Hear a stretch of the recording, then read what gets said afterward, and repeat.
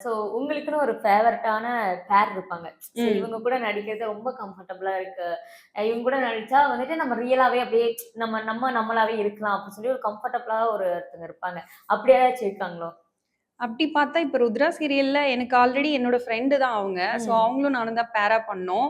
So நான் அங்க all artist கூடயே நான் கம்ஃபர்டபுளா தான் பண்ணேன். ம். பர்ட்டிகுலரா பார்த்தீங்கன்னா, இவங்க வந்து மச்சான் அப்படி பேசிட்டு, ஃபன் பண்ணிட்டு, ஒரு பிரேக் கிடைச்சுச்சுன்னா, ஒரு ஸ்கிரிப்ட் வந்து சொல்றதுக்குள்ள வந்துட்டு நாங்க கேமராலாம் செட் பண்றதுக்குள்ள, லைட்டிங்லாம் செட் பண்றதுக்குள்ள, அதுக்குள்ள ஒரு ஃபன் பண்ணிடுவோம். செம்மையா ஜாலியா இருக்கும்.